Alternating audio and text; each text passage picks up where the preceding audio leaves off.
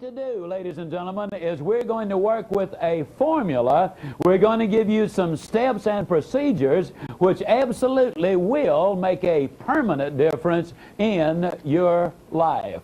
I would like to remind you that we touched on the first step in our last session when I said to you the first thing you want to do is you want to claim these qualities of life. You want to simply adopt them as being yours. You want to do everything you can on a steady basis to develop those qualities further and further and further. Step number 2, if you want to be up most of the time and on when you need to be, if you want to build that winning attitude, then you need to be a good finder. I'm going to stray from what a lot of people believe is the norm in life, the old look out for me first, and then if there's anything left, you can have it approach to life. As I indicated earlier, we teach a seminar in Dallas called Born to Win. People do come from everywhere. A couple of years ago, we had a major corporation to send in 4 couples. Now, we encourage people to come with their mates if they are married. But it is not a marriage seminar, though we've seen a lot of husbands and wives walk in at each other's throats and walk out in each other's arms because we did fit them with those new glasses, because we did teach them how to communicate. Again, a lot of people really do think that when they take turns talking, that's communication, and that really is not. Well, in this 3 days, I lecture twice a day, but most of the time is spent around a round table with 6 other people. There's a lot of individual instruction. There's a great deal of individual participation. Somebody has rightly said that if you hear it, you forget it. If you see it, you remember it. But if you see it and hear it and do it, you understand, and then you're successful. That's the reason we like to get you involved. It's the doing that makes the difference. Again, you got to be before you can do. You got to do before you can have. Well, these 4 couples came to our Born to Win seminar, and we had them really involved. When we have these people around those round tables, every time anybody says anything or does anything, the other 6 people write them a little note, and it says, "I like Jane Jones because." And then they give some specific observable behavior. Because she is so pleasant and gives me encouragement.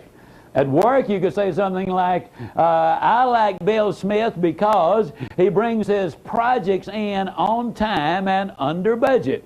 But at the seminar, at the end of it, each person there has got between 50 and sometimes as many as 150 of those little slips. And they literally keep them for months, sometimes even years. Well, the first night, these 4 couples went out to a late dinner at one of Dallas's finest and certainly one of our most expensive restaurants. They hit the jackpot with a waiter. I mean, he was absolutely magnificent. He had been there over 20 years, been a waiter over 25 years. He was totally professional in every aspect of his job. He was there when he was needed, but he did not join the party. When there was a need, he filled it and disappeared, and he could anticipate those needs. He really was great. When then they got his name, and when they got ready to leave, they left him a 25% tip, which is significant, I hasten to add. They also left, each one of them did, that is, one of those little I like because slips.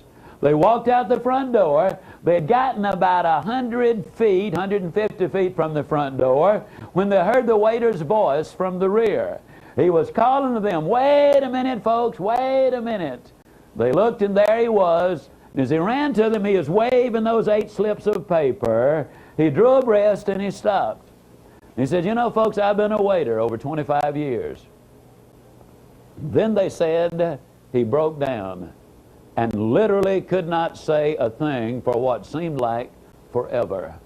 When he finally regained his composure, he said, "In 25 years, this is by far the most significant thing that has ever happened to me." He said, I will never forget tonight. And with that, he turned and walked back in the restaurant. Never a word about the tip, just about those little 8 slips of paper. My good friend Calvert Robert from Phoenix, Arizona, says there are over 3 billion people on the face of this earth who go to bed hungry every night. But he says there are over 4 billion people on the face of this earth who go to bed hungry every night for a word of praise, an appreciation, of love, of hope, of affection, of encouragement. Wouldn't it be tragic if one of those people was your wife, or your husband, or your mom, or your dad, your son or your daughter, or for that matter, someone with whom you work every day of your life? A nice person, a nice lady, a nice guy, who on the surface seems to have everything going their way, but deep down they're in turmoil. And a word of encouragement, of consideration, of kindness, of affection. What a dramatic difference it could make in their lives, and it would only take a moment. Yes, words of encouragement can make such a dramatic difference in someone's life. 3 years ago, I spoke down in Melbourne, Australia. During one of the breaks, a lady came up to me and she said, Mr. Ziegler, I'm 32 years old. She said, I have 2 little girls. They're 6 years old and they're 9 years old. They've had psychological problems like you absolutely cannot believe, including a reversion to infantile behavior. She said, I got your tapes on raising those positive kids. And she said, in one of them, you say, tell your kids that you love them. But she said, Mr. Ziegler, in my 32 years of life, there's never been a living, breathing human being who said to me, I love you. But in your tape, you just kept saying, tell your kids that you love them. And she said, as a matter of fact, it was weird because it seemed every time I would put that particular tape in, it was always on that exact spot. If you don't tell your kids that you love them, they're going to grow up and get married and have kids, and they won't tell their kids that they love them, and somebody's got to break the chain. She said, one night we were seated in our den. I was on one side of the room. My 6-year-old was literally at my feet. My 9-year-old was across the room, and all of a sudden she said, I remembered. And she said, I just more or less blurted it out. Girls, I just want you to know I sure do love you. She said, had my 6-year-old been on a spring, she could not have gotten up any faster. She was like a shot out of a gun. She threw her arms around me and hugged me and kissed me and started crying. My 9-year-old across the way ran across and she threw her arms around me and she hugged me and she kissed me and she started crying, and of course by then I was crying too. She said, Mr. Ziegler, I have no idea how long we cried. Might just have been a moment or two, but it might have been 5, even 10 minutes. She said, all I know is that when we finished crying, that those tears had washed away a lot of the hurt and the pain and the bitterness even that had crept into our lives. Though I was emotionally exhausted, there was an exhilaration that is impossible to describe, a feeling that I'd never had before in my life. She said, the girls and I promised each other that night that never again would we let a day go by that we didn't start that day and end that day by hugging and kissing and declaring our love.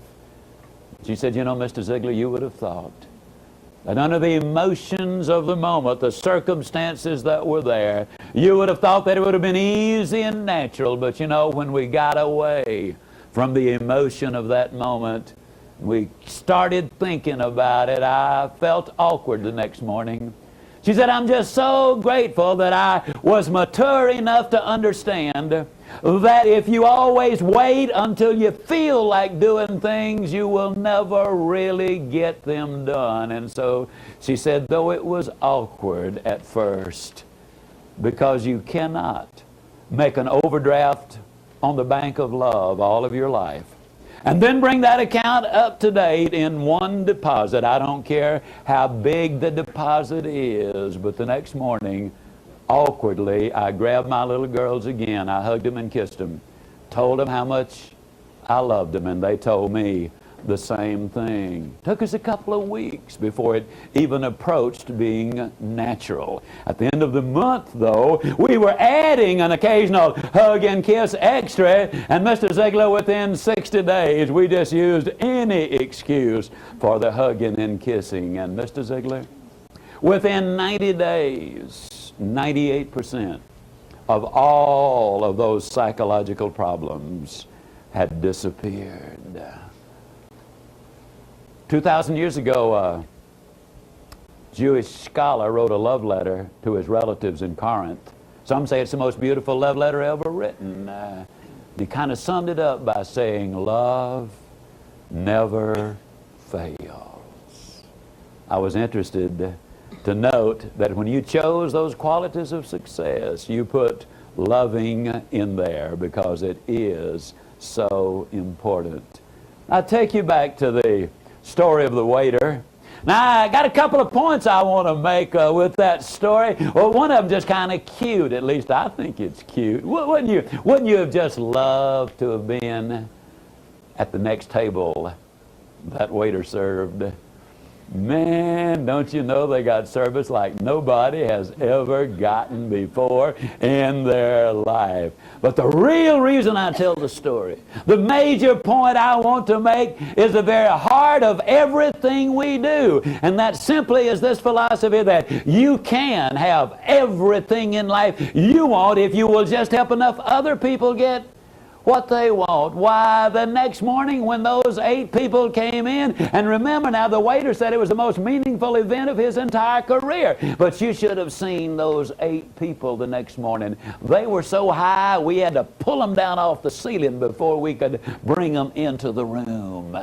They bought a case of those little I like because pads because they want to give them to everybody. It really does work. And you know, I'm not a mind reader, but I know where some of your thinking is. You might sit there and say, well, Zig, I can see where it would work for that lady in Melbourne, Australia. Those were kids. I can see where it would work with that waiter because, after all, the reality is he got a bigger tip because he did such a job. But, Zig, you got to understand, man, I work on Main Street. I deal with Wall Street. This outfit I work with, man, their bottom line. Can you use this philosophy in the cold-blooded, hard-headed business world in which we live? My friend, it works better there than anywhere else.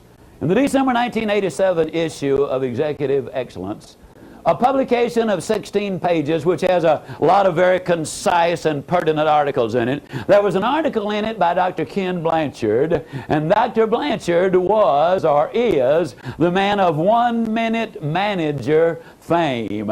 And Dr. Blanchard reported on a study which had been done concerning investing in the Dow Jones. And here's what he said.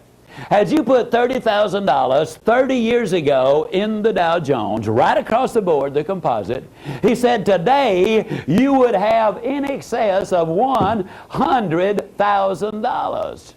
But he said, had you taken the same $30,000 and invested it in the 21 companies which have ethics as the base from which they operate, these qualities right here, ethics, the base from which they operate, plus they have an announced public policy that the reason they're in business is to serve the public. You can have everything in life you want if you'll just help enough other people get what they want. Today you'd have over $1 million. Same article. He reports on a study done by Arizona State University of the companies which have paid dividends for the last 100 years. Now, folks, that's financial stability if there's ever been financial stability. And these companies have ethics as the base from which they operate, and an announced public policy that the reason they're in business is to serve the public. It's absolutely true. You can have everything in life you want if you'll just help enough other people get what they want. So step number 2, if you really want to keep that attitude right, if you really want to build that career, and if you really want to do the things in life that will make you successful, become a good finder. Now, incidentally, folks, you know, again, I'm not a mind reader, but I know sometimes when people sit there in seminar, you get to thinking, well, I don't know if I want to do all that.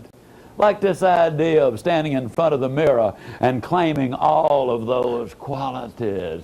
I'd be a little self-conscious, Ziglar, if I did that. Now, I'll look at them from time to time, but to go through that rigmarole you're talking about, I don't know about that.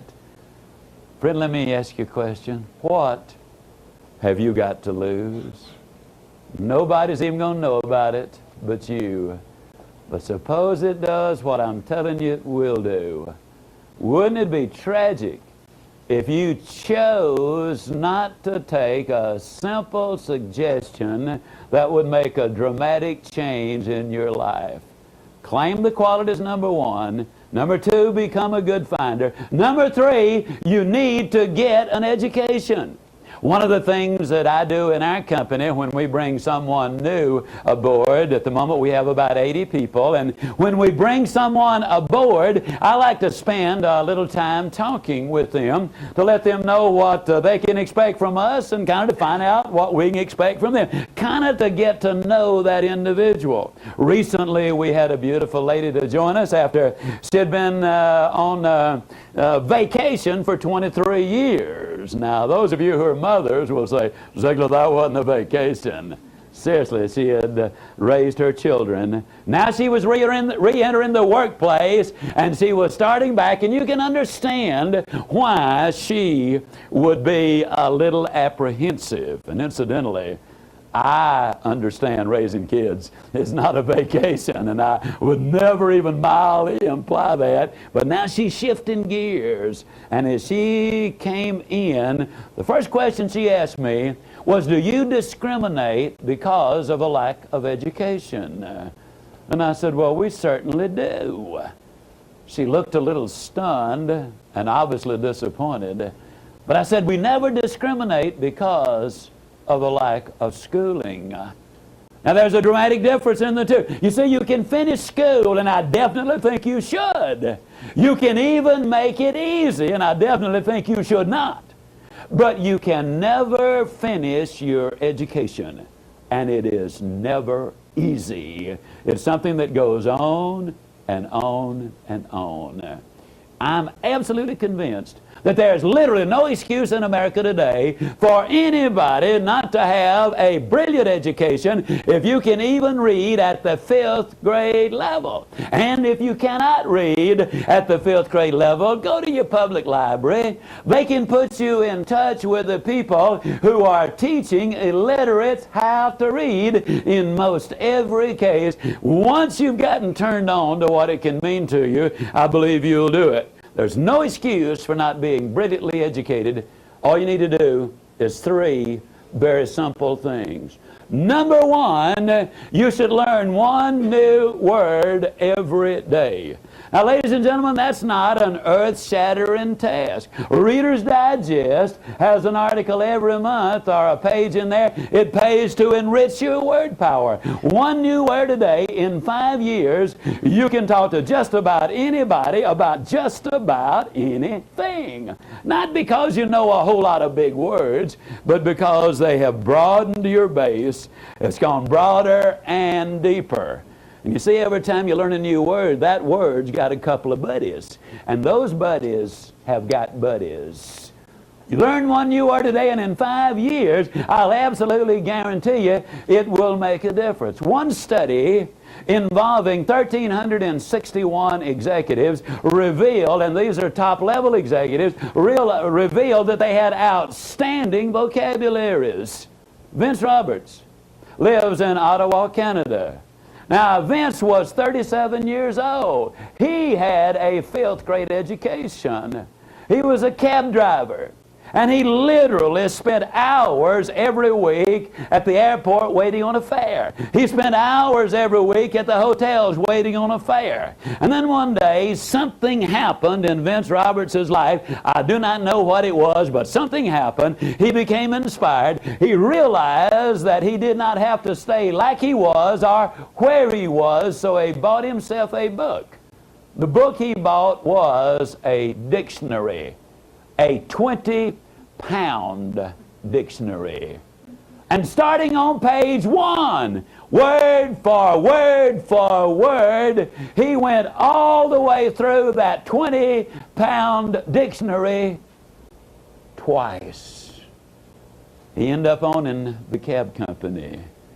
He ended up investing in the stock market, becoming a very wealthy man. Today, he travels telling people how you did it, how he did it. Now, my friend, there is no excuse on earth. There's no reason why you cannot learn at least one new word every day, and it absolutely will make a difference. Step number 2, in order to get that education, you need to read at least 20 minutes every day. Now, I spend about 2 hours a day or more. But you got to understand, this is my business, this is my life, this is my profession. I got to do it. Fortunately, I just absolutely love to do it. But 20 minutes a day will make a dramatic difference. Now, obviously, I'm talking about reading something good, powerful, positive, biographies, autobiographies, self-help books, motivational books, books about your business, your profession, the industry of which you are a part, books about human nature, how to deal with people. If you are an average reader, that's 220 words a minute. If you will just read 20 minutes a day, at the end of the year you will have read 20 200-page books. That is 18 more than the average American reads in a year's time. That will give you a colossal advantage in whatever it is that you're doing. And folks, the reality is just a little advantage is all most of us need. It's the little things that make the big difference in life. You call a girl a kitten, she'll absolutely love you. Call her a cat, you got a problem, friend, a bad problem. If you say she's a vision, you score all kind of points. Call her a sight, you're in trouble. Fellas, can you imagine you look in your wife's eyes and say, honey, when I look into your eyes, the wheels of time just stand still. Oh, that's beautiful, that's poetry. But can you imagine what will happen if you look her in the eyes and say, you know, honey, when I look into your eyes, when I look into your eyes, I just am reminded that you got a face that'd stop a clock. I mean, ladies and gentlemen, that is something that would make a difference. It's the little things that make a big difference. If my watch is 4 hours wrong, no problem. But if it's 4 minutes wrong, I'm in trouble. Because you see, I'm scheduled to leave this afternoon at 3:45. If it's 4 minutes slow and I get there at 3:49, well, you can see the problem. Because I made a deal with the airlines that if I'm not there when they get ready to go, that they're just to go ahead without me. And as far as I know, they've always lived up to their end of the agreement. They did it last year in Dallas, I can say that. Little things make a big difference in life. The third thing you need to do to get that brilliant education is you need to regularly listen to cassettes when you're in your automobile. For example, the average salesman, according to my friend Don Hudson, spends 510 hours a year in his automobile. While you're in that car, and the average person, incidentally, I was a visiting scholar at the University of Southern California for 2 years, and they did a study which revealed that if you live in a metropolitan area and drive 12,000 miles a year, that in 3 years' time, you can acquire the equivalent of 2 years of college education while you're in your automobile.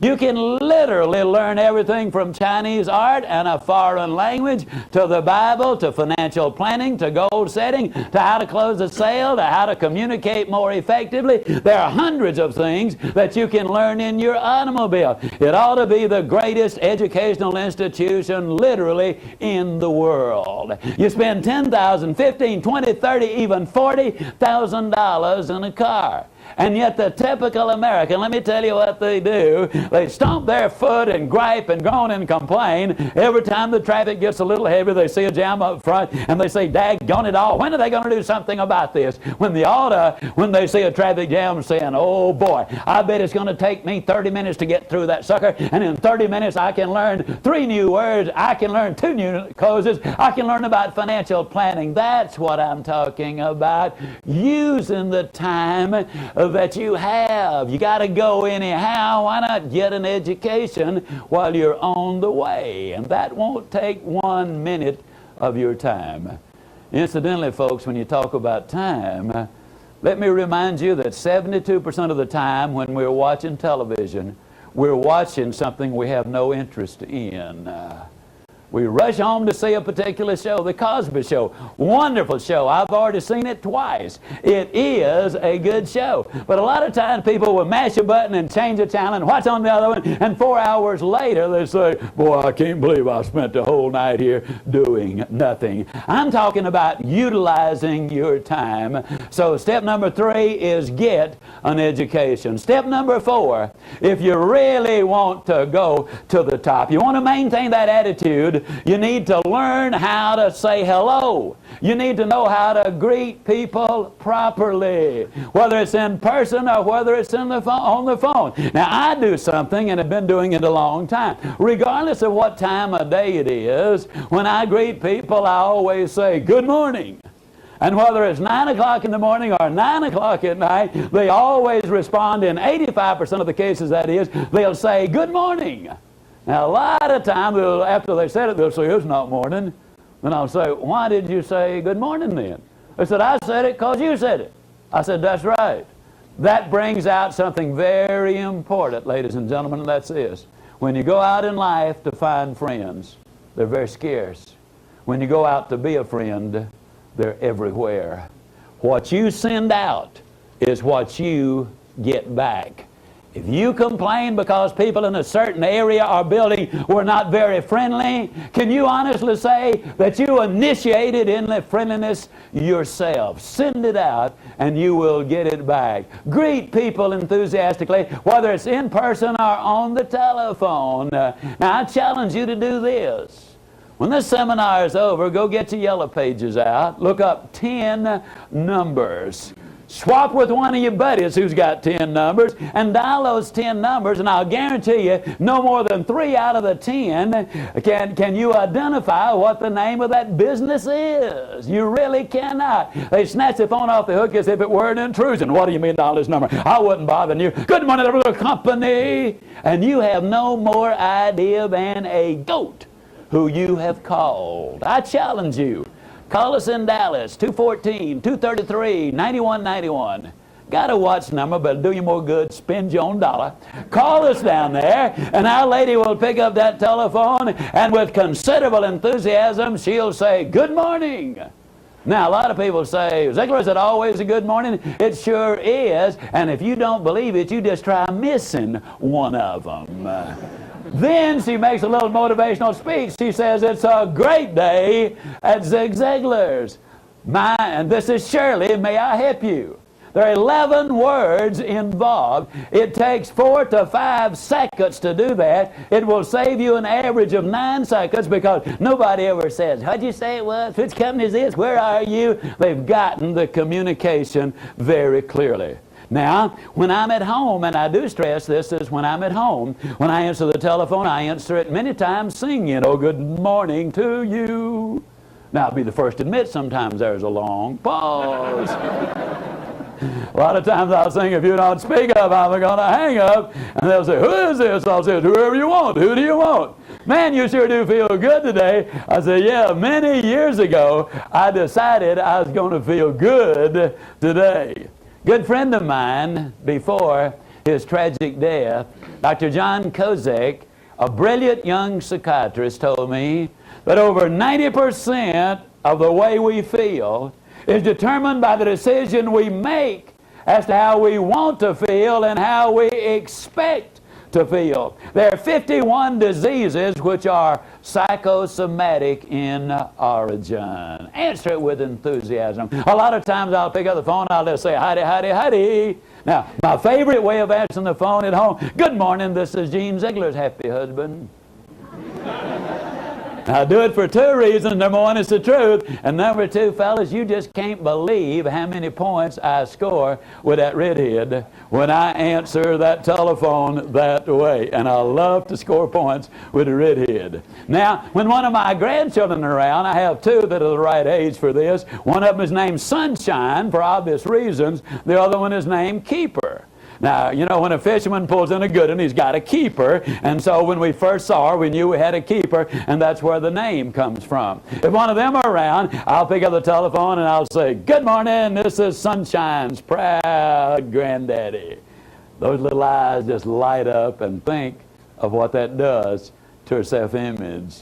One day, Keeper was over at the house. She and I had been talking up in my office. The redhead was down in the den, and then Keeper left me and went downstairs, and I had to ask the redhead something, so I just picked up the phone and dialed her, and Keeper picked up the telephone. She said, "Good morning, this is Mama's happy granddaughter." I'll tell you, ladies and gentlemen, these kids really get with the program. They follow the model which is there. And you might say, "Well, Zig, now, why do you do this?" Well, let me tell you something, folks. I do it because, again, you cannot separate your personal life from your family life and from your business life. We were very fortunate early on. We discovered that kids go where there's excitement. They stay where there is love. There's never been a generation in our nation's history that is as starved for affection and intimacy as is this current generation. And they are not getting it, and that is one of the reasons they turn to drugs and promiscuity. The reason they get involved in gangs and some of the vandalism that takes place. We discovered that if their love was there and the excitement was there, that other kids would come play in our den and living room. Our children's friends wanted to, out of curiosity, what kind of people are they up there that answer the telephone that way? So they would come up. Sometimes we had a traffic jam, but I would prefer 14 of those kids in our den and us know everything going on than to have my child somewhere else and have no idea of what was happening. Now, I kind of hit the jackpot again in this. The redhead is affectionately known as the happy hugger. If it's moving, she will stop it and hug it. And if it is not moving, she'll dust it off and sell it. So when these kids would come in, the redhead would grab them and give them that hug. In many cases, that was the only hug they had gotten since the last time they had been there. It creates an amazing environment by answering the phone that way. Parents, I challenge you to do this. If the telephone rings and your daughter is standing or sitting around, Mom, just pick up that telephone and with a big grin on your face and a lot of enthusiasm, say, "Good morning, this is Molly's proud mom." Dad, if you're there and the phone rings, you pick up that telephone and you say, "Good morning, this is Paul's proud pop." And you might have that old gawky, gangly 15-year-old boy standing there, and he might say, "Oh, Dad." But I'll guarantee you, the next time the phone rings, he will wait for you to answer it. It is the ultimate compliment. When one of my grandchildren are over there, they never answer the telephone. They go to the telephone, but they wait for me to answer that telephone. I can tell you it'll do wonders for their self-image. Dad, let me talk to you just for a moment. Dr. Ross Campbell says this. He says the average little 6-year-old boy has only gotten 1/6 as much hugging and kissing as has the average little 6-year-old girl. And in the first grade, little boys get in 9 times as much trouble. 9 times as likely, rather, to have a speech difficulty as are little girls. Dr. Campbell said that in all of his years of research and all of his years of practice, he has never known a single human being with a sexual dysfunction who had a father who was gentle and affectionate and compassionate and loving and kind, and some of those other feminine qualities. There's still a bunch of those macho men who say, I ain't gonna kiss my little boy and make a sissy out of him. The absolute opposite is true. The kids are starved for skin. They want hugging. They want to know that you care. And fellas, I'll say the same thing about your wives. Let me tell you something. They resent it when you ignore them all day and then give them your undivided attention when the lights go out. And as a practical matter, I'll just flat tell you, if you gripe about the mashed potatoes at supper or dinner, all you're going to get the rest of the evening is cold shoulder. Your relationship. I believe we are hungry all over this land for people who are willing to hug when hug is all they're interested in. Step number 4, learn to greet people in person. If somebody asks you, how you doing, instead of the old negatives that you often hear, well, fine since it's Friday. Or good since I get off in 20 minutes. Or great since it's payday. And don't you love it when some people, as my good friend Roy Hatton says, when they pull themselves up to their full height and say, well, under the circumstances. I mean, it makes you wonder what they're doing under there in the first place, doesn't it? Now, the next time somebody asks you how you doing, why don't you just tell them the truth? Why don't you say outstanding, but I'm improving?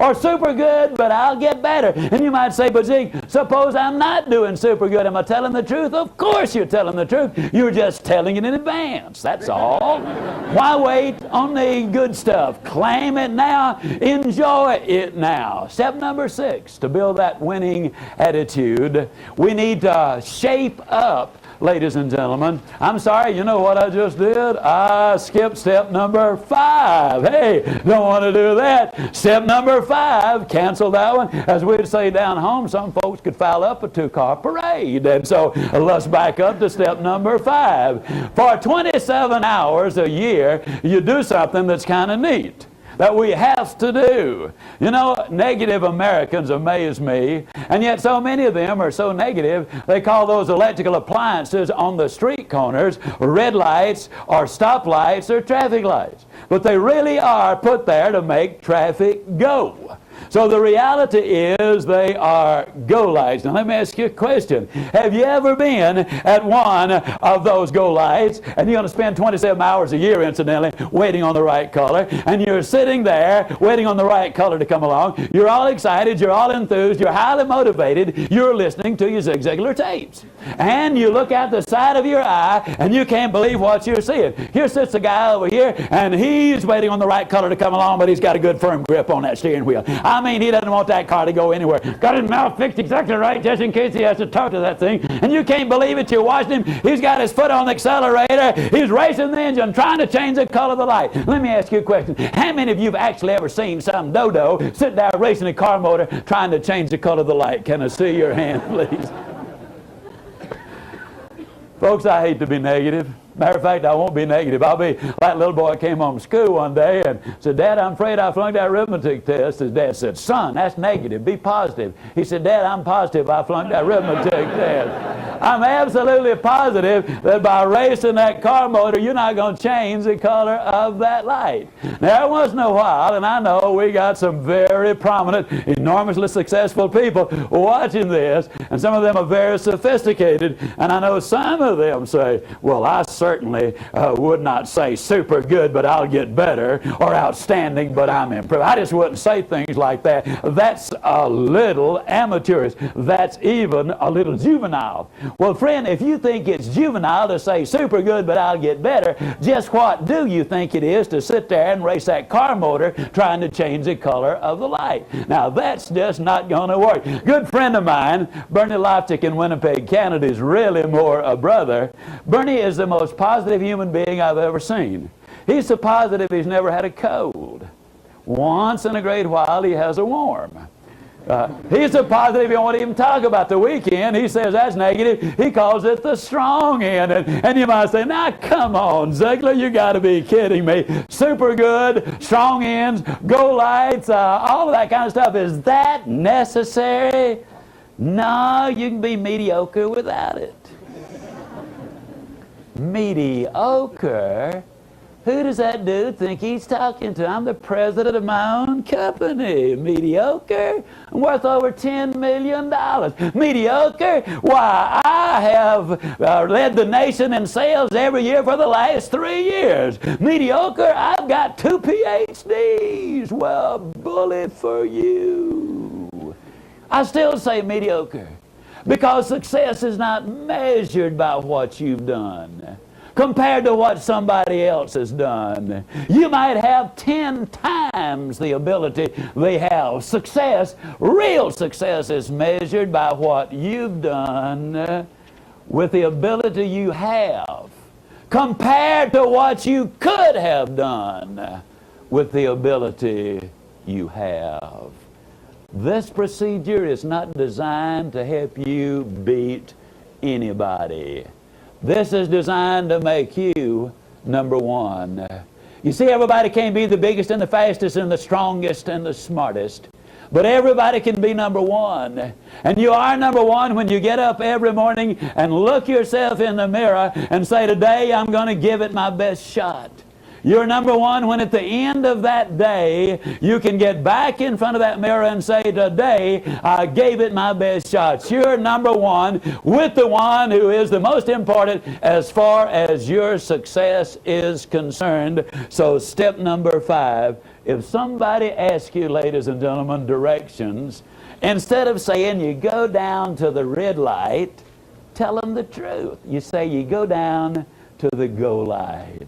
And the minute you say go light, you'll grin just like you walk through a swinging door on somebody else's push. I mean, you'll get excited about it because it will remind you of today. It'll bring you right back in your own mind right here, and your whole pattern of thinking will be lifted. Step number 6, shape up physically. Now, when I talk about shaping up physically, there are about 3 factors involved. Remember, we deal with the physical, we deal with the mental, we deal with the spiritual. The first thing in shaping up physically is you need to get enough sleep. The evidence is overwhelming that when you sleep, that's the only time certain chemicals are reproduced in your brain. And these chemicals are necessary to keep your body in balance. If you do not get enough sleep, the first thing you lose is that incredible energy. The second thing you lose is you lose that alertness that makes a difference. And third, you become more susceptible to becoming addicted to prescription drugs or the illegal drugs. So get enough sleep. What is enough? I don't know, but you do. If you have to fight your way awake every morning, try getting a little extra sleep. If that doesn't work, see your doctor. You might need a physical. Then you need to get on a proper diet and exercise program. There are many good books today that you really need to look into if you're really going to take care of your health. A lot of times, as I've said earlier, I am a jogger. Many times people ask me, when do you have time to jog? But the reality is when you exercise, whether it's a fast walk or bouncing up on down and down on rebounds or riding stationary bicycles or bicycles in the street or swimming, whatever you do, you activate that pituitary gland. It floods the system with endorphins. Your energy level goes up. Your creativity goes up. I run 5 days a week. and I find my energy level is always higher for the next 2 to 5 hours. I don't spend time exercising, I invest time and get a tremendous return. Third thing to do about your physical conditioning, folks, is avoid the poisons. Now, there's some people who get a little uncomfortable when I say this, but I've got to tell you what I know is truth. There's an old saying that you can deny truth, but you cannot avoid it. The day is going to come when it will be there. Every time you light up a cigarette, you have just decided to die 16 minutes earlier than you otherwise would have died. I'm talking about something very serious, folks. 390,000 people a year die as a direct result of smoking. 150,000 die as a direct result of drinking.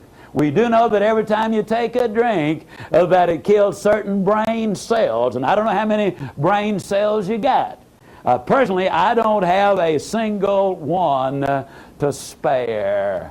I encourage you, do the things that will make you the most functional. I've even had certain people say, well, Zig, you know, I take a drink, it sharpens me up, man, gives me that little edge. Now, me and you both know you don't really believe that. Let me tell you why I know we both don't believe it. Here's why.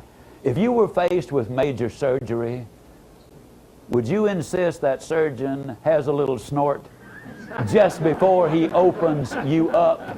No way. And you're not as sharp either. If you really want to build a winning attitude, step number 7, you need to give it your best shot. Whatever it is that you do, give it your best effort. Now, in corporate America, ladies and gentlemen, I believe that the worker who has said, I will be there at 8 o'clock, that's when my day starts, and I'll stay to 5, I believe most of them will do exactly that. But the question is, how do they get there at 8 o'clock? Here's what I've noticed. I've noticed that most of them get there absolutely in a dead run. I mean, that last 200 yards, they get there. I mean, they are all huffing and puffing. Oh, boy, traffic was there. I didn't think I was going to make it. Man alive. They're unpacking their gear, and they make their way back to the coffee room. They get them a cup of coffee, and they come back, and they finish unpacking it. And 10 minutes after their pay starts, then they go to work. Now, if they're supposed to work until 5 o'clock, I believe the American worker is a conscientious, sincere individual, and I believe that if they're supposed to be there at, that particular time and stay there until 5 o'clock, I believe they stay until 5 o'clock. But if you could turn the video cameras on corporate America, all over America at 5 o'clock, here's what you'd see. The workers run a three-point stance, the bell rings, and boom, like they're shot out of a cannon. What they do then is they get out of there. Now, they talk about the freeways being dangerous today. Let me tell you where the danger is. It's trying to get out of corporate headquarters and out of the parking lot. That's where the danger is. Let me tell you something. You want to get ahead in what you're doing? My friend, let me encourage you. Get there 10 minutes early. Be ready to go at 8 o'clock. That's so important. Stay there until 5 o'clock, and then you pack up at 5 o'clock, and then you leave. Dr. Joyce Brothers says, you cannot consistently perform in a manner which is inconsistent with the way that you see yourself. This will do so many wonderful things for your image because you know you are doing what you're being paid to do. You're accepting responsibility. You're disciplining yourself to do the job properly. And I'll tell you something else.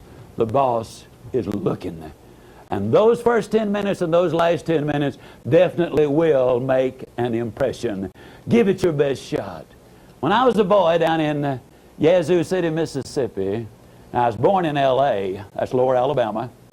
But when I was in Yazoo City, Mississippi, I worked in a grocery store. In those Depression years, we used to borrow merchandise from other stores.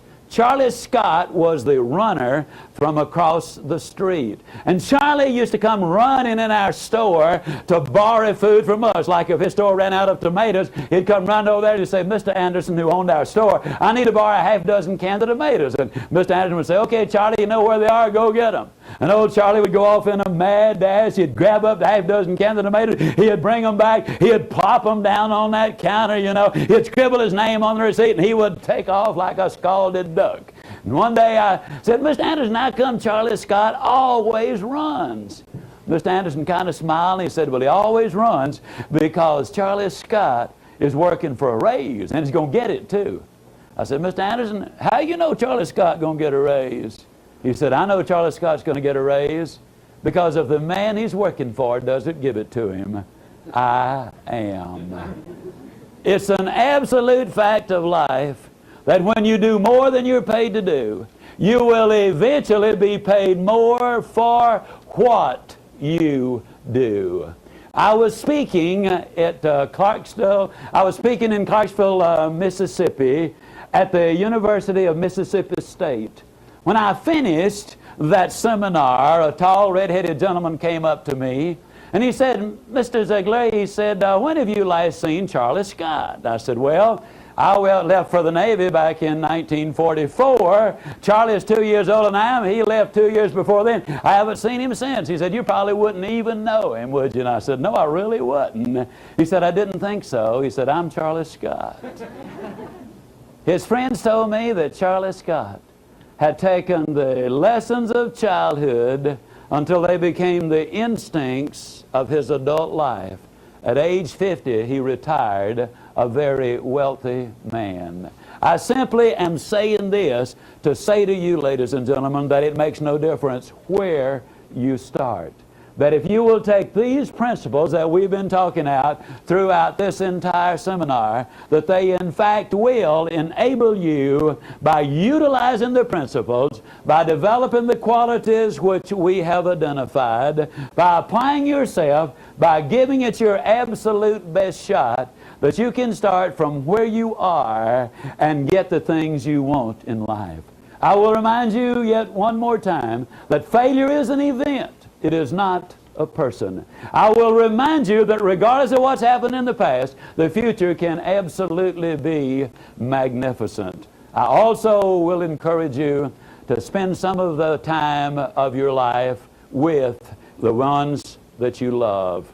Our research states beyond any reasonable doubt that if we have balance in our life, we're going to be able to accomplish more of our objectives than if we only have that one financial objective. And again, I'm not putting money down, but there are a lot of other things that go along with it. I close with this. Believe in you.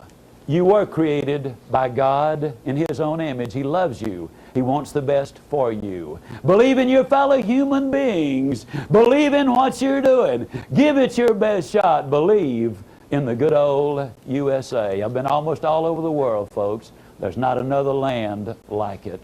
How lucky we are to be here. Take advantage of its opportunities. And finally, had I been on trial for my life, and had you been my judge and my jury, and had you commissioned me to tell you the things that you needed to do to get the most out of your life, with my very life at stake, I would have said to you exactly what I have said. So take these steps, follow these procedures, because if you do, I'll see you, and yes, I really do mean you, at the top. Thank you, and God bless you. Thank you so much. Thank you. Thank you very much. Thank you. Thank you, ladies and gentlemen. Thank you. Thank you. Thank you. Thank you. Zig Ziglar.